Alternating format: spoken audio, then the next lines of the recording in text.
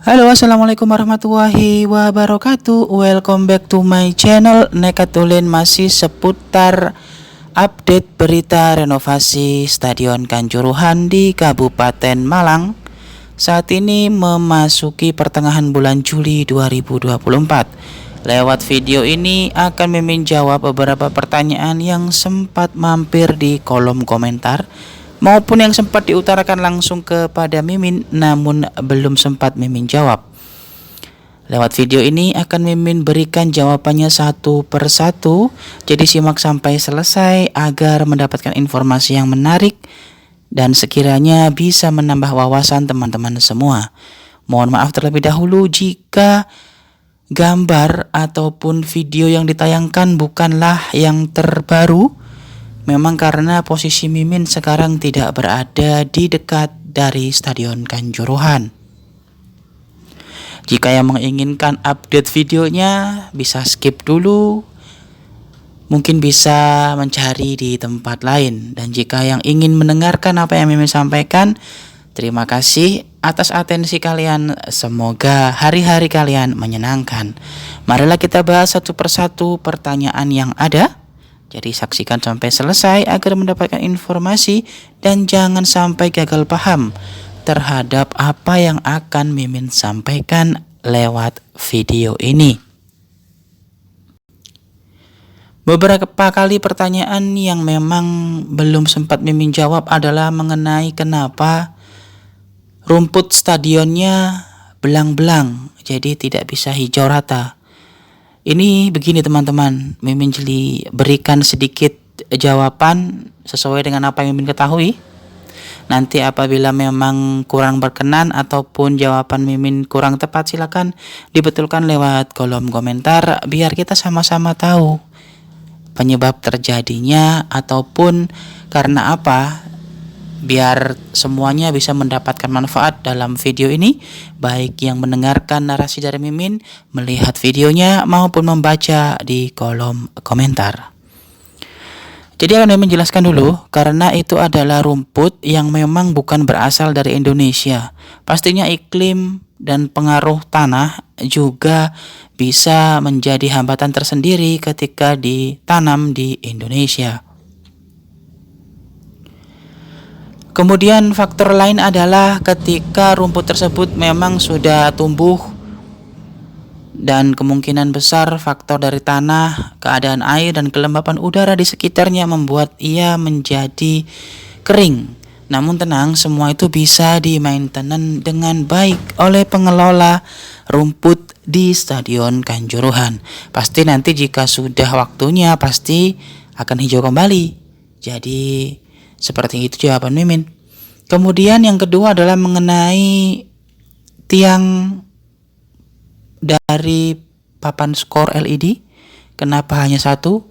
Sampai sekarang pun hal itu masih belum terjawab. Jika kita ketahui dari gambar sendiri memang ada dua. Yang ada di sebelah utara dan di sebelah selatan. Lebih tepatnya di sebelah tempat tandon air. Nah, sampai saat ini Mimin belum menerima konfirmasi apapun ataupun melihat secara langsung di sana. Namun yang jelas di sisi sebelah utara sudah terpampang berdiri kokoh ya. Itu adalah penyangga dari LED skor yang ada di Stadion Kanjuruhan. Kemudian ada lagi progresnya sampai mana. Menurut apa yang Mimin ketahui saat ini sudah berada di atas 70%, mulai dari pemasangan single seat dari dalam stadion sendiri ya, penanaman rumput juga sudah, kemudian meratakan dan perapian di bagian lintasan atletik juga sudah. Tinggal nanti memang ada celah antara lintasan atletik dan tribun, kemungkinan akan diberi rumput sintetis seperti yang ada di Stadion Kapten Iwayan Dipta ataupun Stadion GBK sepertinya. Dan hal itu kemungkinan baru akan dipasang nanti ketika menjelang finishing, karena biasanya itu adalah tempat bench bagi suatu klub Jadi ada 2 bench nanti di kanan dan di kiri. Dan kemudian mengapa itu tribun VVIP dan ekonomi terpisah? Memang menurut standar yang ada sesuai dengan standar operasional keselamatan dari FIFA, yang betul itu memang seperti itu. Jadi tidak jadi satu. Pintu masuknya pun lain, dan dari sisi tempat sendiri memang harus terpisah atau dibatasi dengan aksesibilitas di kanan dan di kiri. Jadi itu sudah sesuai dengan SOP yang ada. Kemudian mengenai bangku kenapa disusun sedemikian rupa, itu pasti ada maknanya, membentuk alur dan pola yang sudah disepakati bersama sejak penetapan desain oleh PT Waskita Karya bersama Abi Praya Berantas. Dan mengenai kenapa dipasangnya masih belum sempurna, karena memang menunggu warna yang cocok, dan kemudian menunggu di sekitarnya masih ada pekerjaan atau tidak.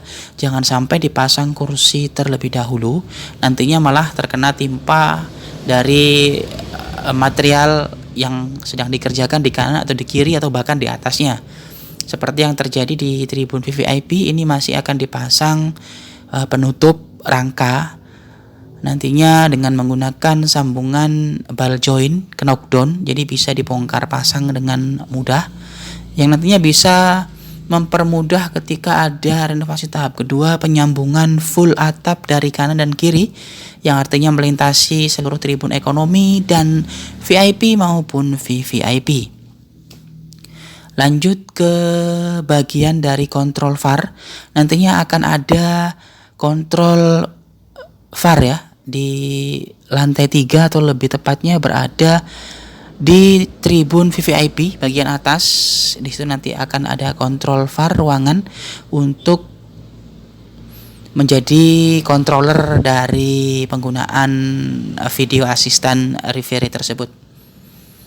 Saluran instalasi kemudian dan saluran sanitasi air bersih dan kotor juga sudah terpampang rapi. Yang ada di luar itu ada di bagian timur, kemudian di bagian utara, dan di bagian selatan itu ada semacam pengolahan air limbah komunal yang nantinya akan menampung seluruh air kotor dan kemudian disaring terlebih dahulu. Sebelumnya kemudian bisa dirembeskan ke tanah, jadi bisa menambah daya tampung dari air tersebut agar kembali ke tanah dan kembali bersih lagi. Biarkan dikerjakan oleh manual dari alam seperti itu. Dan kemudian untuk sisi depan dari fasad utama Stadion Kanjuruhan itu memang saat ini sedang dikerjakan, nanti sesuai dengan gambar ya bentuknya seperti itu. Ornamennya pun akan melingkar dari sisi kanan menuju sisi kiri membentuk rajutan tali berwarna putih dan biru sebagai kebanggaan atau kebesaran warna dari Malang Raya. Dan tentu saja hal itu menginspirasi akan adanya perjuangan dari arek-arek Malang atau Aremania dalam berkontestasi di jalur sepak bola. Mengenai monumen tragedi Kanjuruhan sendiri akan segera dilaksanakan. Kabar terakhir adalah model atau desain monumen tersebut berbentuk tangan mengepal syal Arema dan bertuliskan beberapa atau semua korban dari tragedi Kanjuruhan, teman-teman kita semua yang telah meninggalkan kita semua antara medio di 1 Oktober 2022. Jadi hal ini memang menjadi salah satu tujuan utama renovasi, selain untuk memberikan rasa nyaman, aman, dan memperbaiki aksesibilitas keluar dan masuk dari stadion, dan sekaligus juga ada relokasi pedagang agar tidak jadi satu dengan kerumunan orang yang ada di stadion. Tempat parkir juga akan direlokasi nantinya, dan masih banyak lagi hal yang perlu diperbaiki di dalam office dari Stadion Kanjuruhan sendiri, mulai dari pembetulan toilet dan hal-hal lain yang berhubungan dengan keselamatan, termasuk ruang ganti pemain nantinya. Kemudian pagar ini nanti akan dibangun seperti ring 1. Jadi pembatas antara kendaraan dan manusia yang akan masuk ke dalam stadion. Nanti di luar dari pagar inilah tempat untuk menaruh kendaraan bermotor. Jadi yang masuk hanya orang saja. Dan pastinya akan melalui pengamanan yang lebih ketat seperti flare dan botol-botol kaca serta sajam tidak boleh dibawa masuk ke dalam arena Stadion Kanjuruhan. Dan pastinya banyak hal yang perlu diketahui untuk teman-teman semua, terutama Aremania, jangan sampai membuat keonaran lagi di dalam Stadion Kanjuruhan. Karena itu bisa membuat nama Aremania semakin tercoreng. Dan alhamdulillahnya saat ini Aremania akan mempunyai kartu tanda anggota yang mempunyai legitimasi hukum di bawah presidium Aremania tentunya. Semoga saja marwah, harkat dan martabat dari Kota Malang bisa terjunjung tinggi. Bersama-sama kita rangkul Aremania menuju Kota Malang yang benar-benar bersih dan santun. Dari sisi pengerjaan sendiri akan diselesaikan pada akhir tahun ini. Jadi teman-teman nanti bisa menyaksikan launching dari Stadion Kanjuruhan mungkin di awal Januari 2025 dan sekaligus akan digunakan langsung sebagai home base pada putaran kedua Liga 1 oleh Arema FC, tim kebanggaan dari Kota Malang. Sementara hanya itu yang bisa Mimin sampaikan lewat video ini. Apabila ada salah tutur kata, mohon maaf sebesar-besarnya. Dan nantikan update berita lagi di kesempatan yang lain. Silakan beratensi di kolom komentar dengan berbagai pertanyaan. Nanti akan Mimin sampaikan jawabannya pada video berikutnya. Terima kasih dan see you next time on the next video.